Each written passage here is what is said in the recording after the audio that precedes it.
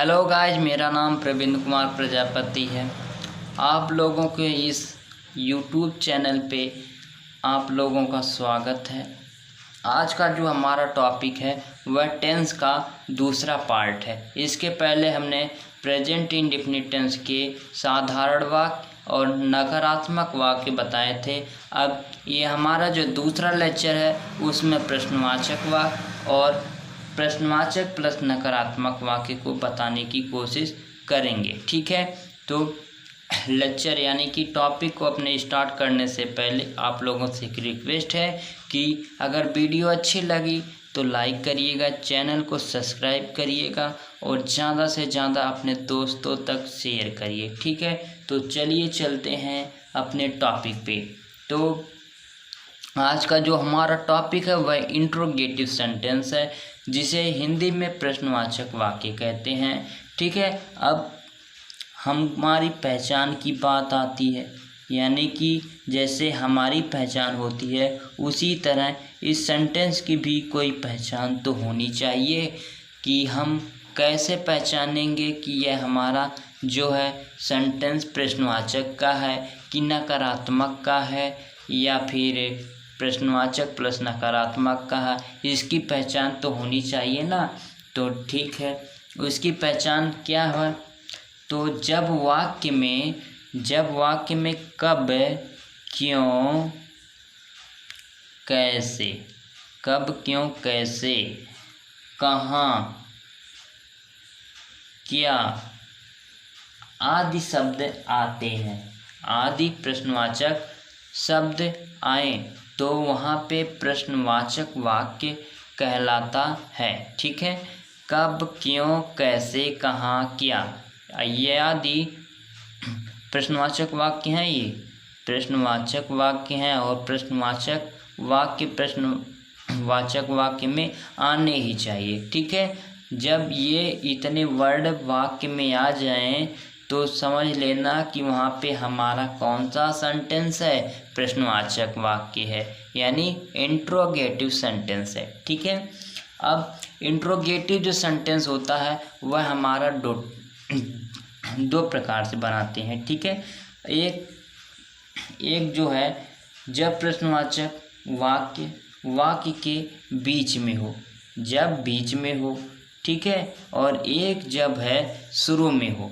ठीक है, तो बीच में जब हो तो उसके लिए हम रूल ले लेते हैं। रूल पे ज़्यादा फोकस करिएगा आप लोग। रूल नंबर हम 3 ले लेते हैं।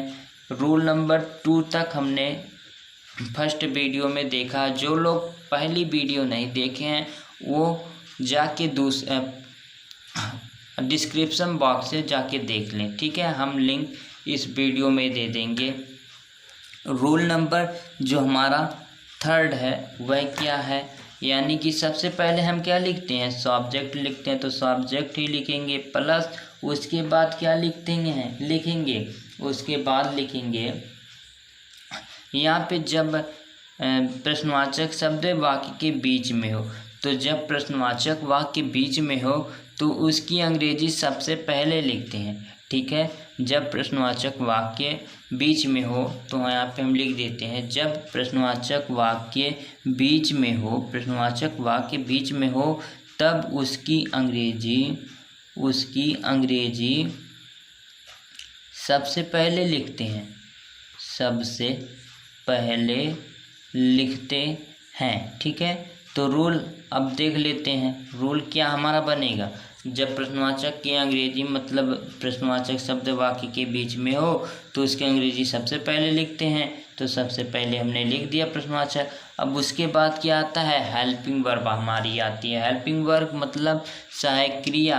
अब सहायक क्रिया यहाँ पे क्या है, डू है और डज है। ठीक है, डू और डज है। तो उसके आगे आप क्या लिखेंगे, सब्जेक्ट लिखते हैं, तो सब्जेक्ट लिख देते हैं। उसके बाद वर्ब क्या लिखेंगे, वर्ब लिखेंगे। वर्ब की फर्स्ट फॉर्म ही होगी इसमें भी। और उसके बाद क्या लिखेंगे, ऑब्जेक्ट लिखेंगे। ठीक है, अब यह पहला लेक्चर मतलब अभी आप सभी लोग प्रेजेंट इंडेफिनिट टेंस का पढ़ रहे हो। ये नहीं आपको क्वेश्चन करना कि ये कहाँ से आया, कैसे आया। बस पहली बार आप लोगों को ये जो रूल हम बता रहे हैं इस पे विशेष होकर आप सभी लोग ध्यान दें। बाकी लेक्चरों में आप लोगों को स्वयं ही समझ में आ जाएगा कि ये कहाँ से आया, कैसे आया है और कैसे बनेगा। ठीक है, तो ये हमारा जो रूल नंबर 3 हो गया। अब इसके आधार पे हम एक ट्रांसलेट करते हैं। तो हम फॉर एग्जाम्पल एक ले लेते हैं, जैसे कि ले लेते हैं वह किताब क्यों पढ़ता है। ठीक है, एक एग्जाम्पल लेके देखते हैं कि वह किताब क्यों पढ़ता है। किताब क्यों पढ़ता है, क्यों पढ़ता है। अब सबसे पहले हम यहाँ पे प्रश्नवाचक का चिन्ह लगेगा। ठीक है, अब सबसे पहले हम टेंस की पहचान कैसे करते हैं उसको हम देख लेते हैं। तो टेंस की पहचान के लिए हमने क्या बताया है, यहाँ पे देख लेते हैं ता है, ता है। ठीक है, हमने किस टेंस की सहायक मतलब पहचान बताई है कि जिसके अंत में ता है, ती है, ते हैं, उसे कौन सा टेंस कहते हैं। तो जिस भी टेंस मतलब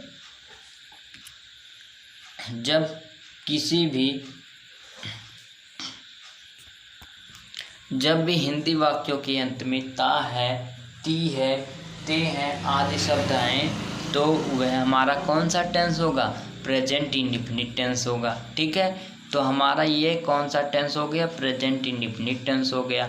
अब प्रेजेंट इंडेफिनिट टेंस हो गया तो उसके बाद हम सेंटेंस पे आ जाते हैं। अब हमें सेंटेंस की भी तो पहचान करनी होगी कि सेंटेंस हमारा कौन सा है। सेंटेंस को देख लेते हैं। अब यहाँ पे देखते हैं हमारा क्या है, तो क्यों लिखा है। ठीक है, तो हमने बताया अभी कब, क्यों, कैसे, कब, क्यों, कैसे, क्या यदि वाक्य में आए तो उसे क्या समझना चाहिए, प्रश्नवाचक यानी इंट्रोगेटिव सेंटेंस समझना चाहिए। ठीक है, तो यहाँ पे अब देख लेते हैं। अब आप जो सब्जेक्ट हमारा क्या है वह हमारा क्या है, सब्जेक्ट है। और किताब क्या हो जाएगा, ऑब्जेक्ट हो जाएगा। और वर्ब पढ़ना क्या है, वर्ब हो जाएगा। ठीक है, तो अब इस जो है सब कुछ हमें पता हो गया। अब इंट्रोगेटिव है यानी कि आई से ले लेते हैं हम। ठीक है, तो अब हमें सब कुछ पता हो गया। अब इस फार्मूले पे हम उठा के रख देते हैं इसे। सबसे पहले हमारा क्या है, यहाँ प्रश्नवाचक का चिन्ह है। तो हमने अभी बताया जब प्रश्नवाचक शब्द वाक्य के बीच में आए तो उसकी अंग्रेजी क्या करते हैं, सबसे पहले लिख देते हैं। तो क्योंकि अंग्रेजी क्या होगी, वाई, वाई माने क्यों। ठीक है, वाई। उसके बाद क्या है, डू और डज है। यह किसके अनुसार लगता है, कर्ता के अनुसार लगता है। यदि हमारा कर्ता एक वचन है तो डज का प्रयोग करेंगे और बहुवचन है तो डू का प्रयोग करेंगे। वह हमारा जो है एक वचन है तो क्या लिखेंगे, डज का प्रयोग करेंगे, वाई डज। उसके बाद क्या है, सब्जेक्ट है। सब्जेक्ट हमारा यहाँ पे क्या है, वह है, तो वह की अंग्रेजी ही है। ठीक, उसके बाद वर्ब हमारा है। वर्ब यहाँ पे क्या है, पढ़ना यानी कि रीड हो गया। उसके बाद ऑब्जेक्ट हमारा क्या है, बुक यानी कि किताब है तो बुक लिख देते हैं। ठीक है, why does he read book. ठीक है, ये हमारा ट्रांसलेट हो जाएगा। ये हमारा प्रश्नवाचक है तो यहाँ पे प्रश्नवाचक का चिन्ह लगाएंगे। ये विशेष ध्यान देना वरना गलत भी आपका सेंटेंस हो सकता है। ठीक है, अब चलते हैं इसके दूसरे टाइप से जो हमारा बनता है जब प्रश्नवाचक वाक्य के शुरू में हो। ठीक है, जब शुरू में हो प्रश्नवाचक शब्द वाक्य के शुरू में हो। ठीक है, तब का रूल देख लेते हैं। रूल नंबर 4 हमारा हो जाएगा। ठीक है, तब देख लेते हैं। यानी कि सबसे पहले जब बीच में था तो उसकी अंग्रेजी सबसे पहले आ जाती थी। अभी इसका जो है जब प्रश्नवाचक शब्द वाक्य के शुरू में हो तो उसकी अंग्रेजी नहीं लिखते हैं। जब वह प्रश्नवाचक शब्द वाक्य के शुरू में हो तो उसकी अंग्रेजी नहीं लिखते हैं। नहीं लिखते हैं, बल्कि कर्ता के अनुसार यदि कर्ता हमारा एक वचन है तो डज और बहुवचन है तो डू का प्रयोग करेंगे। ठीक है, कर्ता के अनुसार डू और डज लिखते हैं। ठीक है, लिखते हैं। अब रूल जो हमारा है उसे देख लेते हैं। यानी कि प्रश्नवाचक तो अब नहीं होगा, यानी कि हेल्पिंग वर्ब हो जाएगी, हेल्पिंग वर्ब प्लस सब्जेक्ट, उसके बाद प्लस वर्ब हो जाएगी, वर्ब की फर्स्ट फॉर्म लगेगी, उसके बाद ऑब्जेक्ट हमारा हो जाएगा। ठीक है, अब ये हमारा जो है ये फार्मूला बन गया। ठीक है, अब इसे एग्जाम्पल लेके हम समझते हैं। तो एक एग्जाम्पल हम ले लेते हैं कि क्या वह एक पत्र लिखती है। हमारा जो एग्जाम्पल है वह है कि क्या वह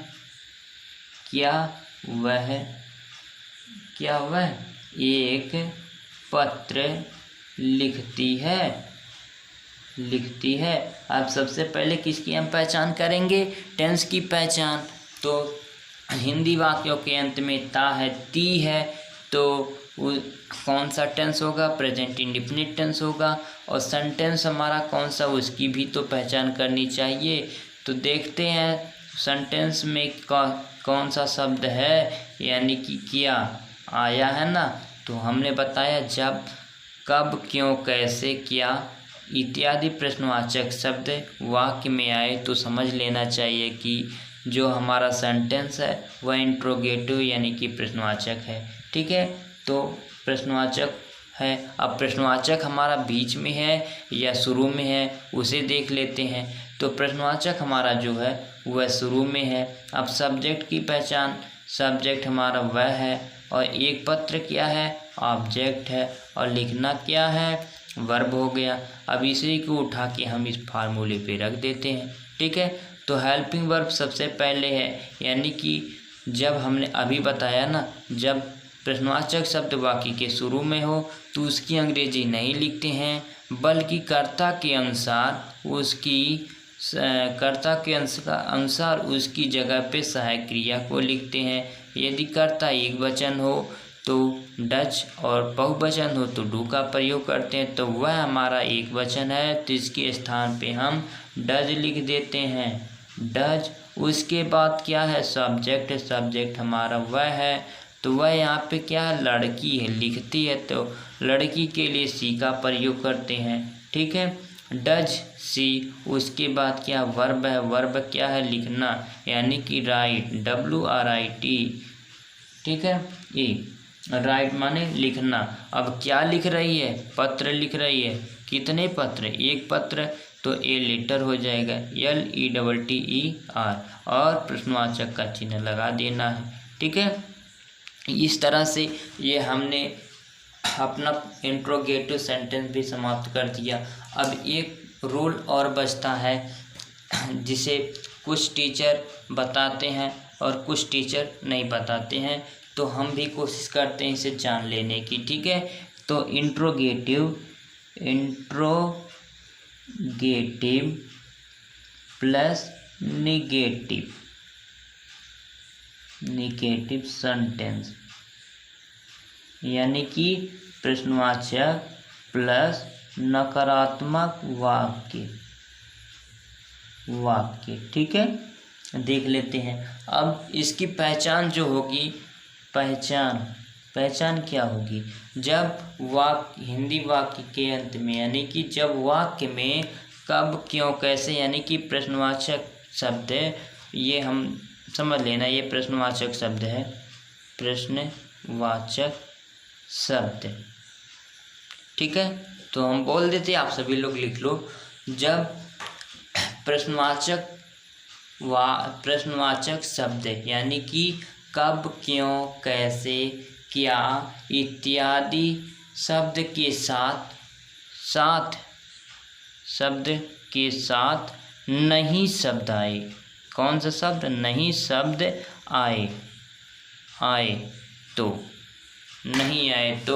समझ लेना क्या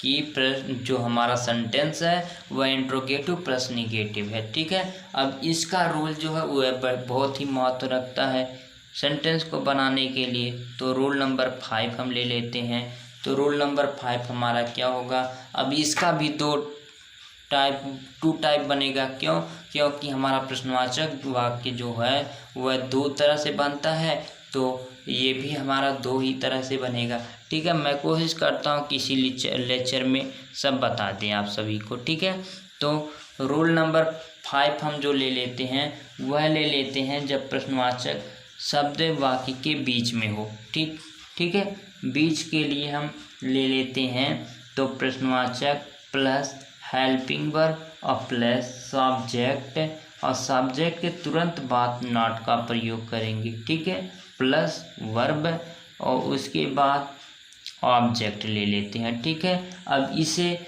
थोड़ा हम एक एग्जाम्पल लेके समझते हैं। ठीक है, एग्जाम्पल ले लेते हैं। वह नदी में क्यों नहीं नहाता, वह नदी में क्यों नहीं